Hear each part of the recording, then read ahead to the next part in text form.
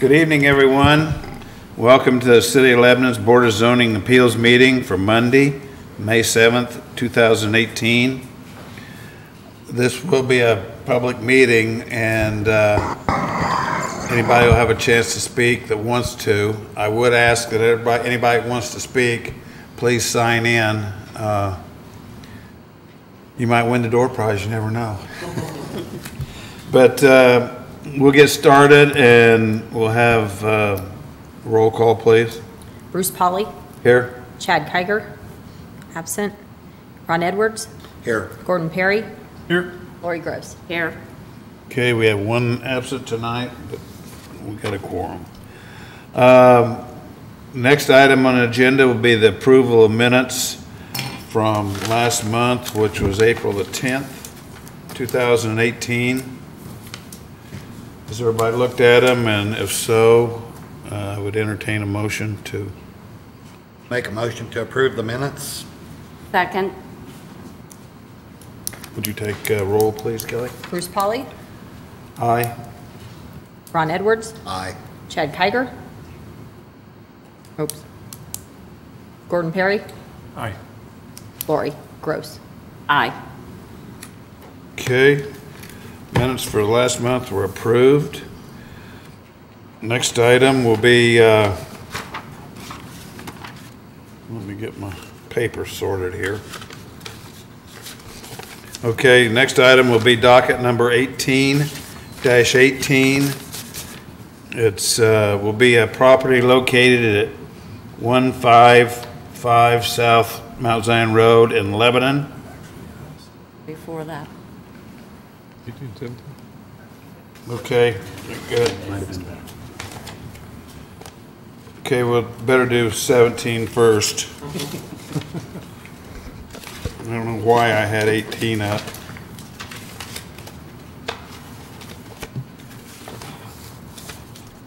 Sorry. Docket number 18-17. The applicant is Indiana United Methodist Children's Home, represented by Kent Franson. The property is located at 515 West Camp Street in Lebanon. The subject's property is approximately 12 acres in size and currently includes a variety of uses and structures associated with the Indiana Methodist Children's Home. The subject property is currently zoned multifamily residential. Ben, would you take a roll, please? Sure thing. Good evening, board members.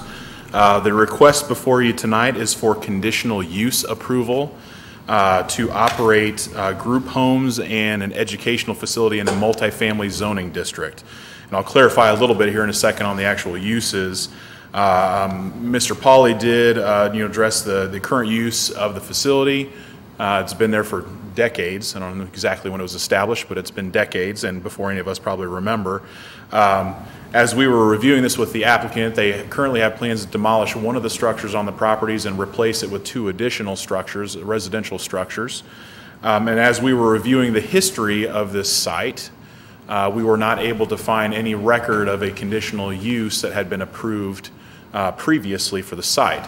So as we talked with them just to do a little bit of cleanup to approve the use, we asked them to come through and get a conditional use approval, essentially to allow them to continue using the property the same way they have been for the last number of years, just to do a little bit of cleanup. A little bit on the definitions. So our definition of group home is the closest definition we have to how they're using this property. It does not fit exactly into what they're doing, however. And as we were reviewing this with our legal counsel earlier today, group homes are limited in size to 8 residents, and this has several dozen residents on the site here in multiple units. So what we're going to do, and I'll get to this one in the conditions, is because their definition doesn't exactly fit, they're going to need to get a variance from essentially the definition of group home to allow them to continue to operate with multiple residents beyond the 8 that's permitted by group home. So we've asked them and we talked to them, and they're going to come back and do that next month, which doesn't necessarily delay their project. We can get them going still in the same time frame, but we just want to clean up that definition a little bit for them next month, and I'll add that to the conditions as we get to that section. So as I mentioned, they are planning to do an expansion here that will include 2 new residential facilities that are very similar to what you see on that they've constructed on that property in the last few years. I did provide a little bit of background on the actual use itself, but I'll let the applicant fill you in on exactly what the use is and how they're operating on the property. So as I mentioned, this is a conditional use approval. This does not approve the site design that they've proposed. This is just approving the uses for the property. So they're going to be coming to the Plan Commission in a couple of weeks to get development plan approval that will review all of the site design standards, development standards, make sure they meet all the applicable standards, and then also review things such as drainage, et cetera, to make sure that they're all meeting all the requirements of the city from that perspective. So that would all be handled in 2 weeks at the Plan Commission. This is strictly reviewing the use of the property and the conditional use associated with group homes and an educational facility. So with that, there are a certain set of criteria that have to be met in order for conditional use approval. There are 6 of them. The first one is that the proposed use is listed as a conditional use for this particular zoning district, and that is in fact true. And the multifamily zoning district, group homes and educational facilities are listed as conditional uses, so this is the appropriate approval by the Board of Zoning Appeals. Criteria number 2, the established maintenance or operation of the conditional use will not be determined to or endanger the public health, safety, morals, or general welfare of the community. Applicants' current facilities and proposed additions will not be detrimental to the public. Any uses proposed are consistent with the existing use of the property. And criteria number 3 is that the conditional use will not be injurious to the use and enjoyment of the other properties in the immediate vicinity for lawfully permitted purposes, nor substantially diminish or impair property values within the neighborhood. The current and proposed new facilities will not impair the use and enjoyment of other properties in the immediate vicinity or the property values of the neighborhood and zoning district. As you're aware, there is another school facility that's right adjacent here. So again, we've got some other similar type uses in the area that are similar to what they're doing. Criteria number 4, the establishment of the conditional use will not impede or substantially alter the normal and orderly development and improvement of surrounding properties for uses permitted in the zoning district. The continued use of the current facilities and the proposed expansion will not impede or substantially alter the normal and orderly development of surrounding properties for uses permitted. The uses proposed are consistent with those that already exist and will not impact surrounding neighbors or the commercial or educational facilities in the neighborhood. Criteria number 5, adequate utilities, access roads, drainage, and other necessary facilities have been or will be provided. All required utilities and transportation infrastructure is already provided to the site. The applicant is required to meet all applicable drainage standards per the city's stormwater ordinance. Early drainage reports supplied to the technical advisory committee members at a recent meeting indicate that stormwater runoff post-expansion will slightly improve from current conditions on the site due to some additional detention they're going to be providing. Criteria number 6, the proposed use is not in conflict with the goals of the comprehensive plan or the unified development ordinance. The continued use and expansion of the Indiana United Methodist Children's Home is not in conflict with the comprehensive plan or UDO as proposed by the applicant. So with that staff recommendation and review of the conditional use application for the allowance of group home and school facilities for the Indiana United Methodist Children's Home, Lebanon Planning staff recommends approval subject to the following condition. That the applicant apply for a variance at the June meeting of the Board of Zoning Appeals in order to revise the definition of group home to permit them to expand the number of residents beyond 8 permitted by group homes. And I'd be happy to answer any questions. Ben, a few years ago, wasn't there some reconstruction done on the site?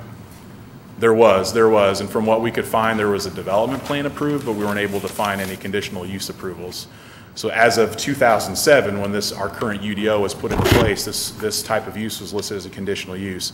I have not been able to find any records of there being any previous conditional use approved. That's the reason we decided to go ahead and clean that up now. I am aware that there was other construction that was permitted without that, but I haven't been able to find any records or commentary on why it was or was not brought to the BZ at that time. Okay, thank you. Didn't they just have a building about 6 years ago there? So in that time frame, Kent? Yeah. I know their last project was within the last 10 years. Right.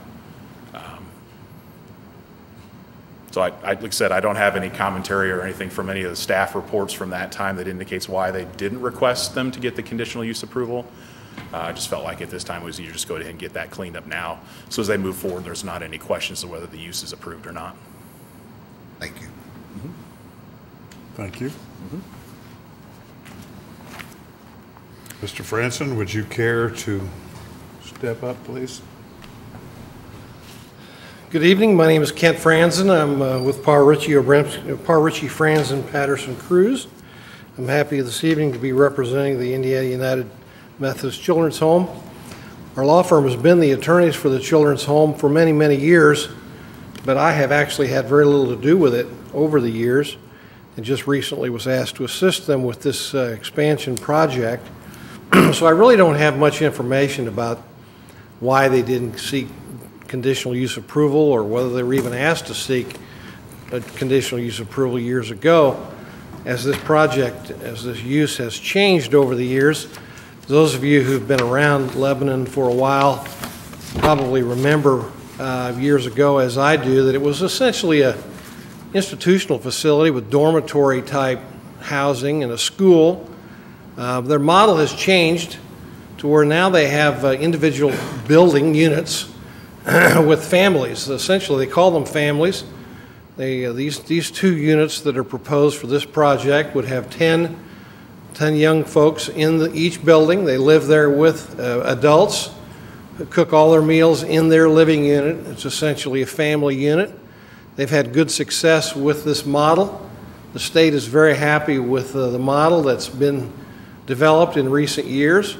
They only have 32 students, residents on campus at the moment, which is smaller than a lot of people remember the Children's Home being. They have a school there that has capacity for 80 students. So their plan is to try to get back up to a number that's more in keeping with what their capacity is. But they have built in recent years, and I can't tell you exactly when they were built, but they've built the newer buildings that you see, the brick structures. This was a picture that I took. Now, this is an example of what you're going to see. The two new buildings will be of similar style and quality as these brick structures. They will have 10 living units, one resident per unit, with 2 adults in charge of that particular space. Now, they're going to tear down the Asbury Hall cafeteria, which is in the middle of the complex, to make room for one of these new units. And then they're going to build the other unit at the northwest end of the campus. I'll show you a picture here in a minute of where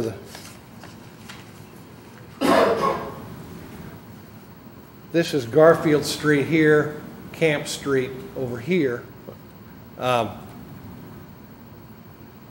This is the new unit, Cord Harney School, which is up here at the northwest corner, and this is the new unit that would replace Asbury Hall.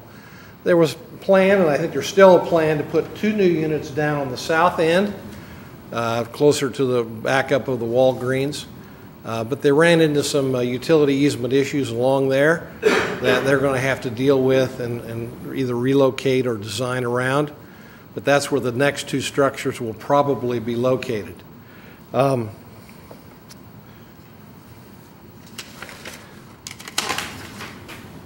This picture I took on going north on Garfield, facing to the northeast. That's essentially the area up closer to Camp Street where the second building will be located.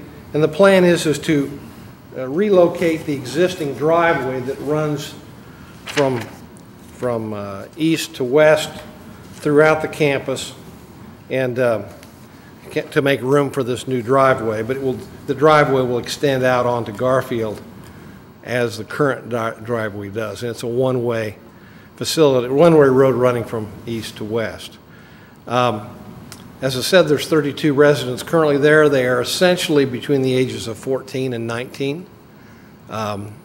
There's a chance they may take a few older, over 20, up to 21 at some point, but at the moment they're primarily a place for teenagers. So, as Ben indicated, we'll be back in 2 weeks before the Plan Commission to go over the technical details of the site plan and the use, the construction of these facilities. and we're happy to come back in a month to get the variance on the group home. As I said, I don't know what the history of it is. I don't know.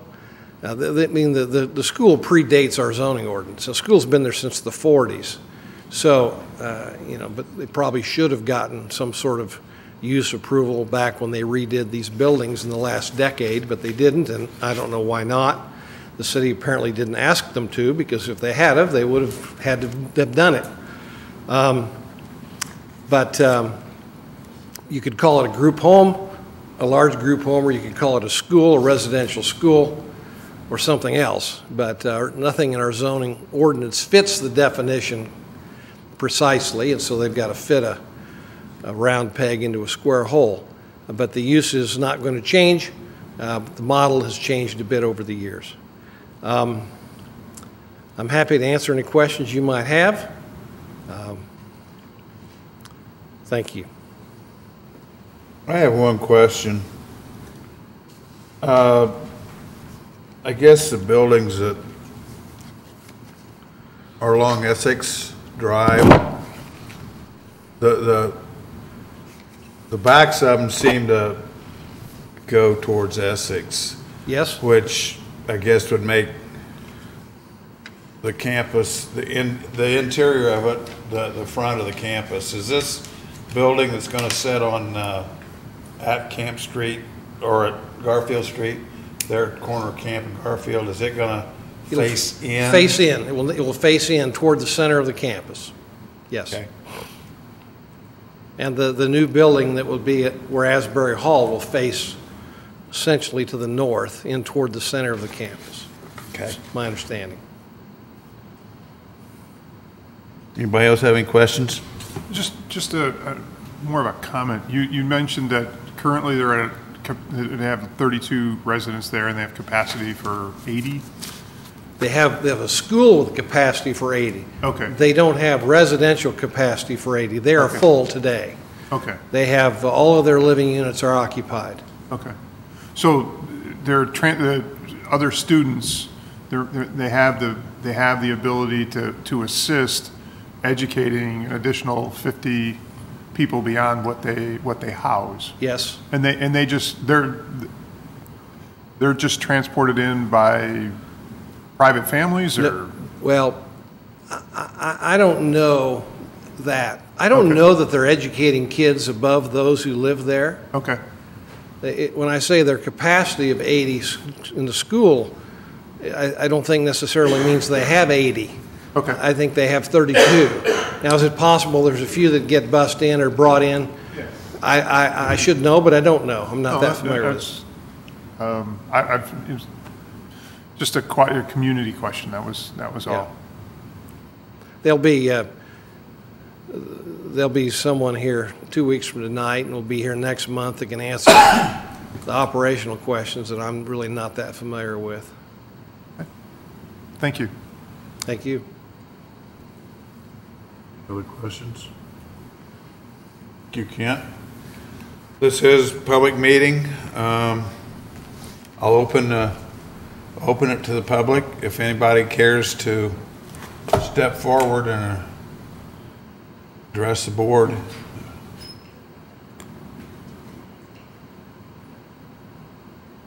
Okay, well, seeing that nobody is stepping forward, we will close the public end of the meeting at this point. And is there any discussion from the board members? I have nothing, Bruce. I have one question for Ben. The use variance that's in front of us, as things change or whatever, we don't have a record, and it's obviously been working for decades, and we pass this use variance, does that get changed over time, or, with the city planning? And would the conditional use approval change over time? No, I don't have an issue with what's being asked for, or what we're going to vote on. I'm just wondering from the facility's sake, they've worked along for decades without this. We're going to put this in place.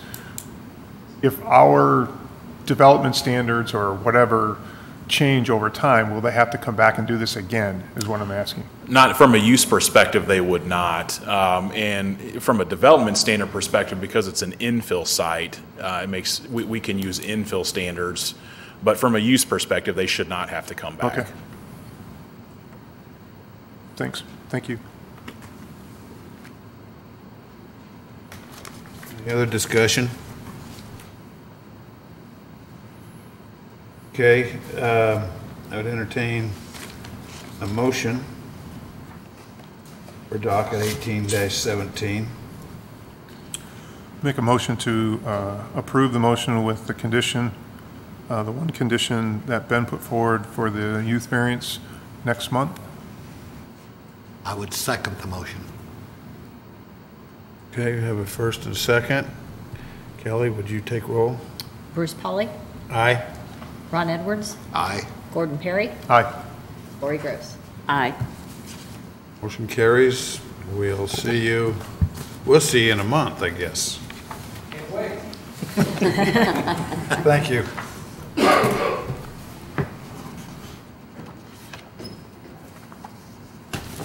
Okay, now let's see if I can get it right and go to docket 18-18. The applicant is Michael Powell, representing Cura Montesol. The property is located at 155 South Mount Zion Road here in Lebanon. The property is zoned Planned Business Industrial, PBI, and comprised of almost 30 acres. Ben, would you take over? Thank you, Mr. President. I will let the applicant walk you through the business and the use here. This is a significant project for our business park.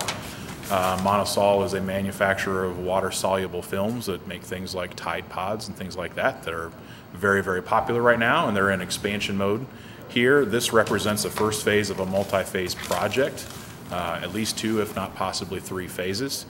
This is a 150,000 square foot manufacturing facility they're proposing as part of the first phase. It's about a $75 million investment between building and equipment, so this is a big project.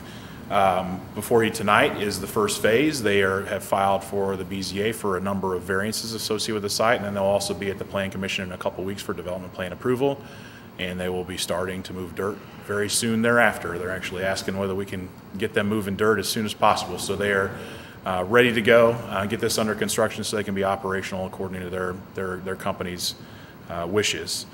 So there's a number of things that we have to do. As I mentioned, this is a multi-phase project, so there's a number of variances, or a couple of variances they're requesting because the first phase will not meet the standards, but the ultimate future phase will. So these are almost like a temporary variance to allow them to place the existing conditions on the property in anticipation of future phases meeting. So there are a number of them associated with that. And then there are a couple others they're requesting that are fairly similar from other projects in the industrial park.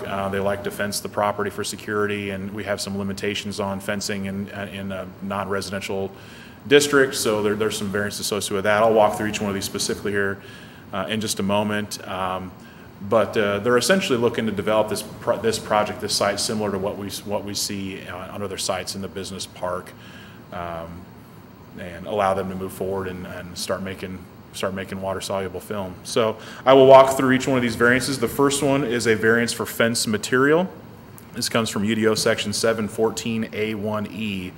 And the UDO specifies in a non-commercial application that all fences and walls shall be constructed of wood, decorative metal, textured, masonry, stone, or synthetic materials that simulate natural materials. I've decided that chain link fence doesn't qualify as decorative metal.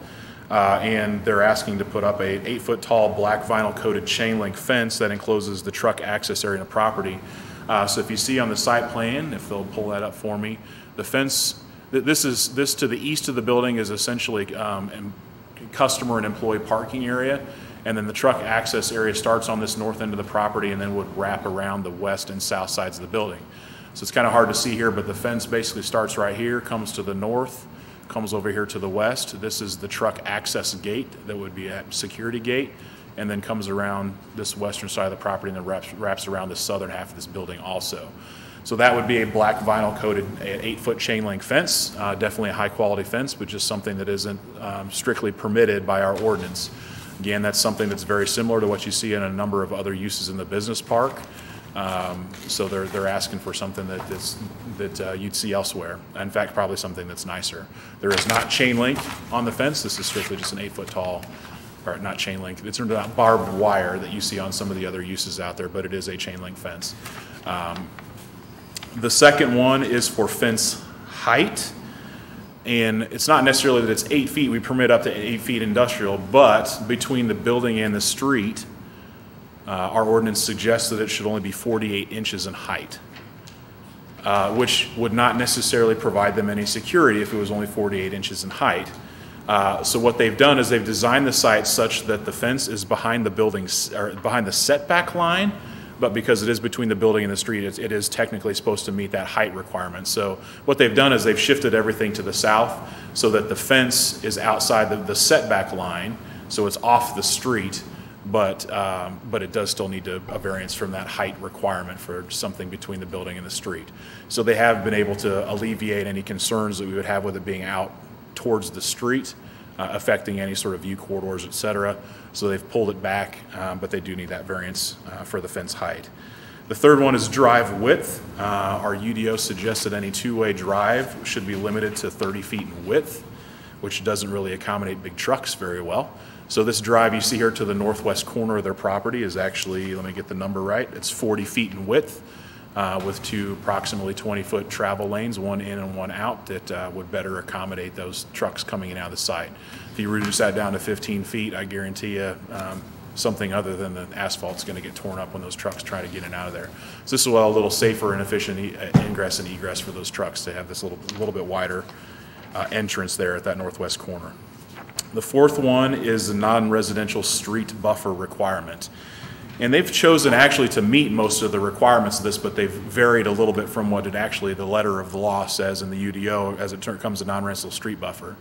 So what our ordinance requires is on any non-residential street that there be a 20-foot buffer along the street frontage. And then the setbacks start outside that buffer. So in practice, they actually meet the width requirements. They've got 20 feet where they got some landscaping proposed, and the setback, the building still meets the setback. It's further than 70 feet off the road. So they actually, practically speaking, meet that requirement. What they have done, though, is they varied a little bit from the planting requirements and actually increased the amount of trees that are required and removed the shrub requirement. So as you can see here, you see there's a double row of evergreen trees that runs along the street frontage of the property all the way across. Like I said, they've actually increased the tree requirement and reduced the shrub requirement. So in practicality, they have met the buffer requirement, but they're just doing it a little bit differently than the exact letter of the UDO. Thus the need for the variance, just to make sure we got that cleared up. The fifth request is for parking lot perimeter landscaping. And this is one of those that's necessitated by the fact that this is a multi-phase project. And I'll pull it up here in a second. As you can see here, this is the phase one project that includes one lane and two areas of parking. This is for phase one. I will pull up here in just a second. For phase two, essentially what they're going to be doing is duplicating that parking area to the east. So that area in the middle would then become the interior parking lot island, which has a different set of landscaping requirements than a perimeter does. So the perimeter requires trees and shrubs, the interior just requires trees. So what they're essentially requesting, as you can see on going back to this first one, is they're going to meet that interior parking lot landscaping requirement, the ultimate requirement in this area.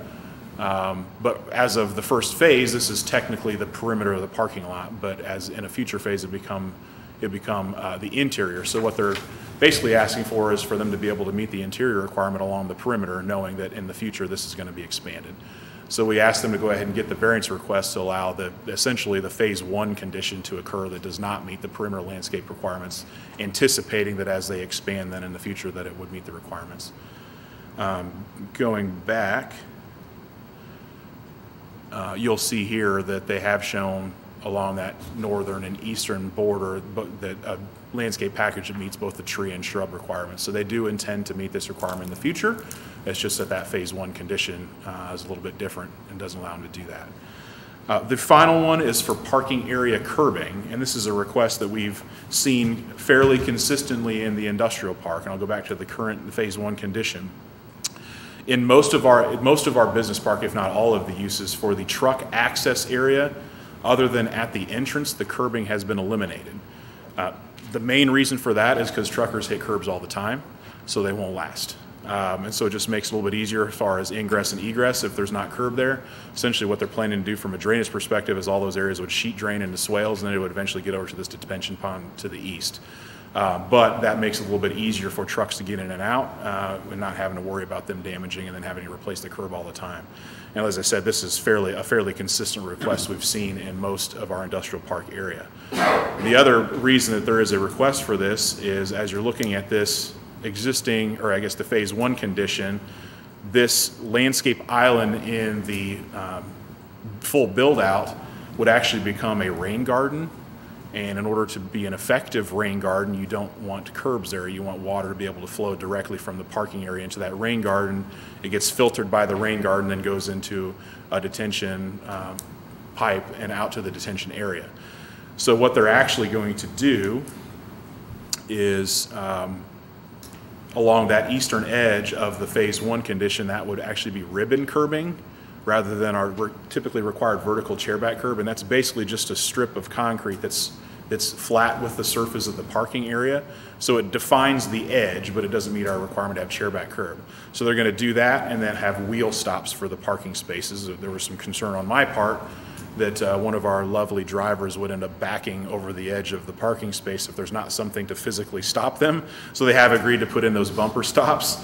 If you look at the full build-out condition, you can kind of see this represented here. This internal island would have the ribbon curbing along the north-south portions of it here with bumper stops on both sides. How wide is that typically?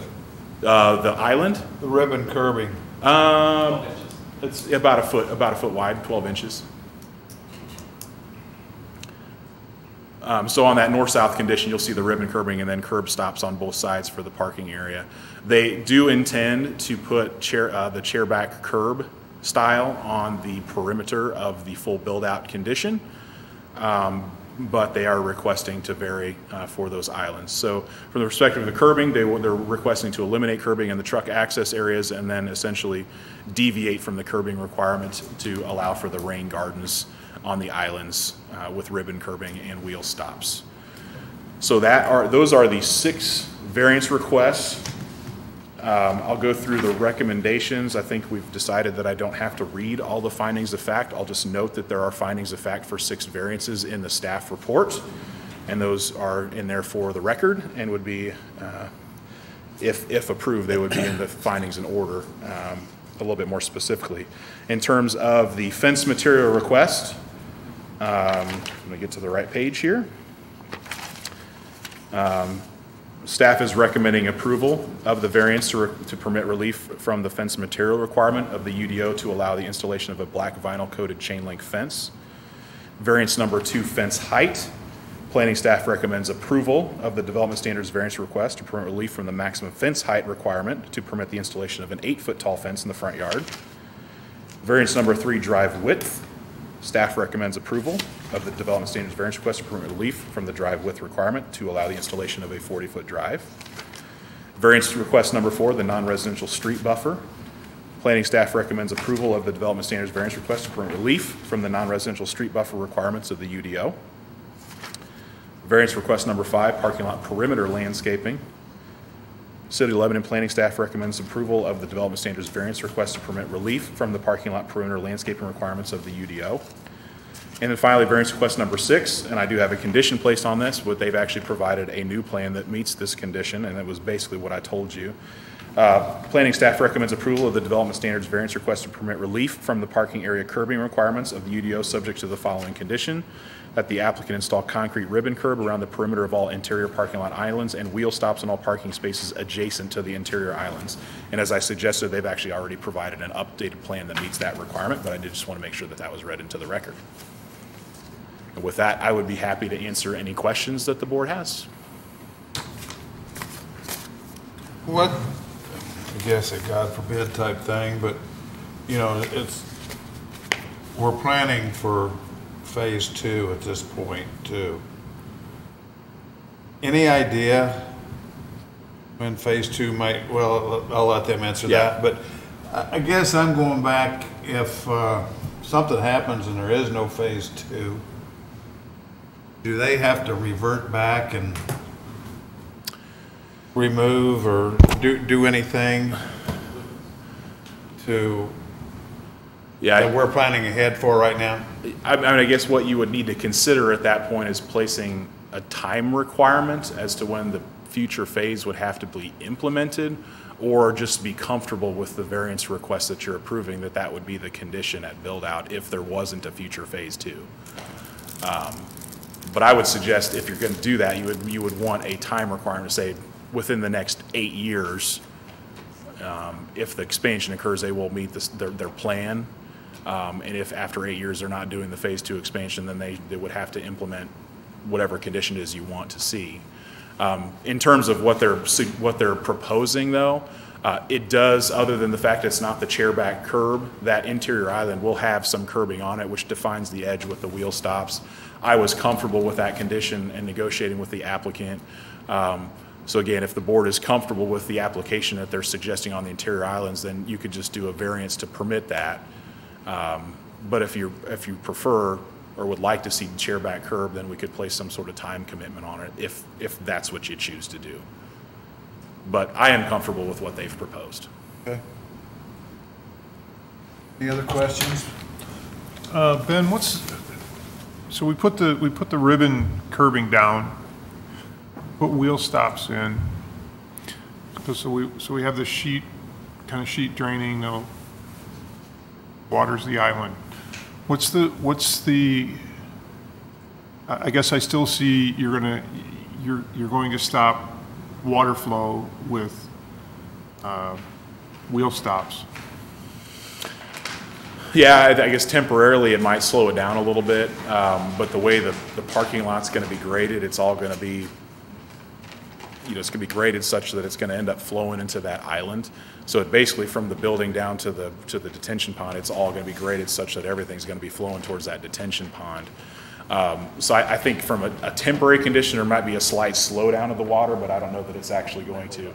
I don't know that it's actually going to detain any water in the parking area from that perspective. So it's for lack of a better term, we're sheet draining with different across impervious and then pervious surface. Heavy sheet would continue across and head to the pond, is what you're saying? Yes, yes. If it weren't able to be filtered, and actually the rain garden actually has an overflow pipe in it. So if that ever filled up to the point where there was no capacity, it would overflow into a pipe that then takes it directly to the drain tile over to the detention facility. So we should never get a situation where that rain garden overflows into the parking lot, because it'll have essentially an overflow backup. But if there is any sort of heavy flow across the parking lot, if it doesn't get collected in the rain garden, yes, it would just flow directly to the detention pond. So this ribbon curbing that we're talking about, I mean, I'm thinking about what we have on Meridian Street. It has the chair back and everything, but you're still talking about putting down a foot or 15 or 18 inch, whatever that is. The parking lot's going to be bordered by concrete, just not the chair back. Yes, yeah, that island would be, yeah. And it essentially will operate similar to it would with a chairback curb, because that obviously will stop the flow of water, and then they're just inlets every so number of feet to allow water to inlet in. The wheel stops aren't going to, what I'm getting at is the wheel stops aren't going to impede the drainage. Correct, yeah. It certainly wouldn't impede it any more than a traditional chairback curb would. Okay. Thank you. That's the same one that I was thinking about too. Yeah. So yeah, our typical ordinance requirement would suggest chairback curb around the entire perimeter of that island, which would stop the flow of water more than the wheel stops would, that have more breaks in between than that traditional curbing would. So that would actually allow more flow into the rain garden than a typical curb requirement would. In the drainage plan is something obviously that's going to be reviewed by the city. Yes. And the percent of slope, all that kind of stuff, Kevin would take a look at. all that gets into the calculations. Yes, yeah, they're required to go through the same drainage review with, Christopher Burke does that review for us. They have to meet the requirements of our drainage ordinance, so yeah, all of that would be reviewed as part of that review, which is ongoing as we speak. Thank you. Thank you. Would somebody, one of the applicants care to step forward and tell us a little bit about the future? Well, I'm sorry, Scott Virtue, Virtue Architects. I've been working with Monosol Carrari for 8 years now, okay? And if I could just give you a little bit of background, monosoluble plastic, so it breaks down with one molecule basically, monosol, helps you remember the name. They were purchased by Carrari, which is a similar manufacturing company out of Japan about 4 years ago, 3 or 4 years ago. But Monosol began in Portage, Indiana in the 50s and had just a sort of a level growth. But I would say in the past 15 years, they've had exponential growth, mostly with several different contracts, Procter & Gamble being one of their largest clients. But I came on board in 2010 to answer some of your concerns about how long it's going to take to expand. And personally, I've worked on 6 projects since 2010, all over 100,000 square feet, whether those are new construction, new plants, or additions to those plants. So every year and a half, 2 years on average, they've been expanding. Even through the recession, they were having 20+% year-over-year growth. I don't see anything stopping this company, especially now with our national economy the way it is. So 8 years is more than enough. I would expect to be back down here with phase 2 in 2 to 3 years at the outset. But were there other specific questions that you wanted to ask about the company or the building itself? In initially reading and reviewing the information, and the site that has been selected here, the plot of land has been selected here, and what you're talking about growth, let's go the other way. Is the firm going to outgrow this facility? They might. They probably will, but that's planned for. In other words, they have 2 plants in Portage. They have their original plant from the 50s. They have one in Ameriplex, which is right off of 94, which they call it the Duneland facility. And that was started in 14, just like this with phase 1, and then within 2 years, 2.5 years, that was the longest stretch between projects. We just completed phase 2 of that project. They also have 2 large facilities in LaPorte. They're on the same property, but they're 2 separate buildings. Building A is 3 phases, building B is 2 phases. So they're spread out, but they have Northwest Indiana covered. I think they like the circulation of 65 and the centrally located in the state. They want to stay in Indiana. And they chose Lebanon over, they probably had a dozen sites I think they were looking at. I came in when they narrowed it down to 3 or 4. But Lebanon was their choice. 65 is a big plus for them with circulation. So they'll very well build out this facility on this property. And they may build another facility in Lebanon. Don't quote me on that. But if not Lebanon, then somewhere else, probably in central Indiana. Let me rephrase what I want to get at is phase 2. What we're seeing in drawings in phase 2. Would that change to where you would come back for additional variances from the city of Lebanon? Not that I'm aware of. I think we've covered all the variances. We've designed the layout of the building for actually 3 phases: phase 1, phase 2, and phase 3. Phase 3 may just end up being warehousing for them. But we maxed out the site.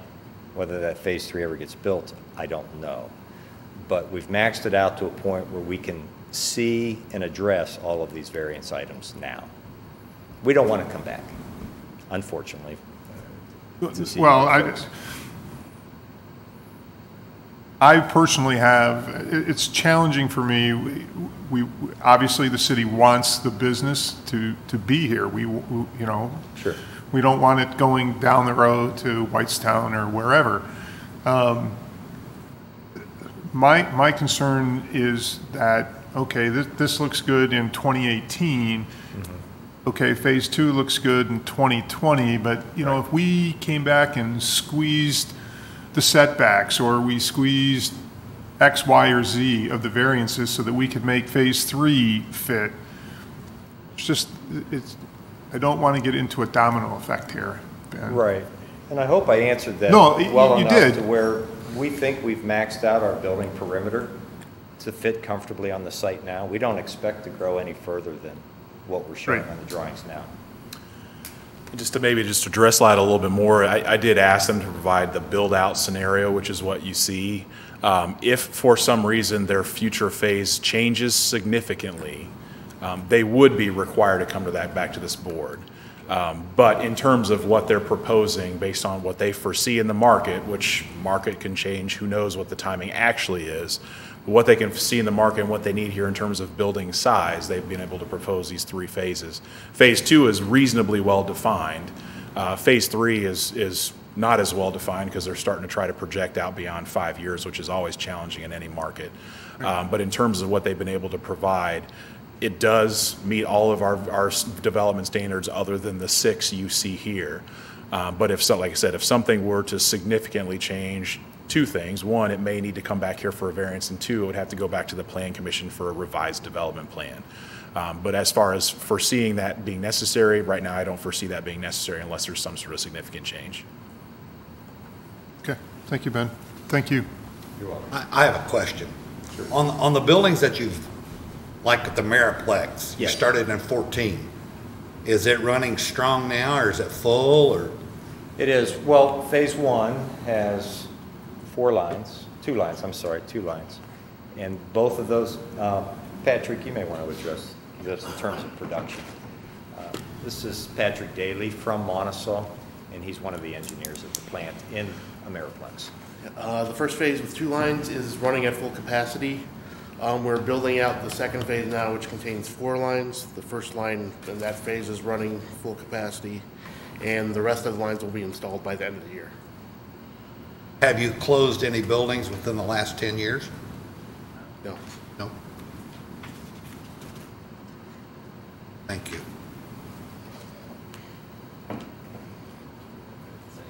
Take it over.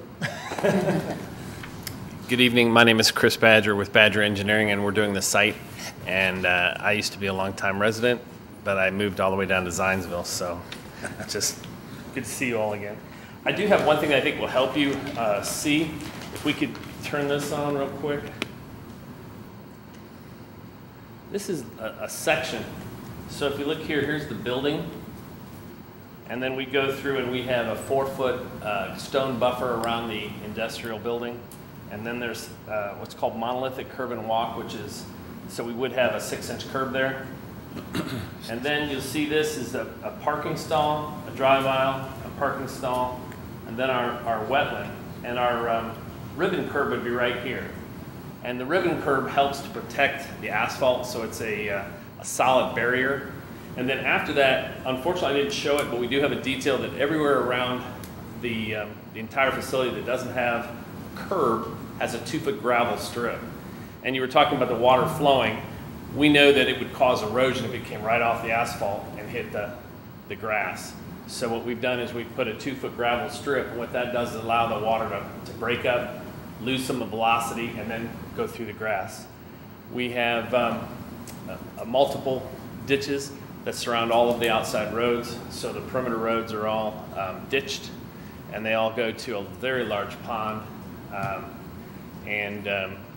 we meet the 10-year and 100-year storms, and I've worked with Kerry on projects here in Lebanon several times. So we've oversized the pond just because we can, And you talked about build out. There's really not any room left. Once these 3 phases get done, there isn't room, and there wouldn't be a way to configure it so that we could add more. They like the ways things flow in terms of truck traffic. They like the fact that the western drive is almost all for trucks. There's not going to be local traffic on that. And then the eastern drive has additional cars, essentially. So that's what this parking lot is handling. And you can see how close this future build-out is to the pond. And there'd be a series of a drain here that would come down, run along here, and then the chairback curb would pick up with inlets, and that pipe that comes from the rain garden would go right into that inlet and straight on through. And I think there'd be 4 of those, maybe 5. I'd have to look at the build-out plan, but I think it's been well thought out, and I think we've met the questions and the concerns that came up throughout the design process. I wanted to thank Lebanon. Their TAC committee was very insightful and very helpful on the utilities as well as on the planning. So thank you. Thank you. If there's any other questions for site or drainage? Don't think so. Thank you. Being a public meeting, would anybody else care to speak? Okay. Close the public meeting. Does the board have any questions or comments? I'm good, no question. Lori's sitting down there all by herself and I very know. quiet I'm with all tonight. my friends. Okay, entertain a motion? Are we going to do these separately, or are we going to do all of them together? Sorry, Ben. I think altogether Yeah, would be, You could do them all together. But in one there's motion. only a condition on one, but you said they've already met that. Does that, Yeah, I mean, you could still place that condition on your approval if you'd like to, but they have already shown a plan that does meet that condition. altogether okay with you, Lori? It's yeah, good. that's fine. Okay, Make a motion to approve docket 1818 as written. second? Second. Lori seconded it. Kelly, would you take roll? Bruce Polly, Aye. Ron Edwards, Aye. Gordon Perry, Lori Gross. Aye. Passed unanimously. Good luck, glad to have you in town. Hope things go well. One more meeting to go. Yes. We'll see you in a That's couple the weeks. easy one. I get to chair that one, so, Okay, I would, we have to end this like I forgot to do last time. So, How about I make a motion to adjourn? I like that. second. All in favor, aye? Aye. Meeting is adjourned. Thank you again. Thank you. I appreciate it. See you.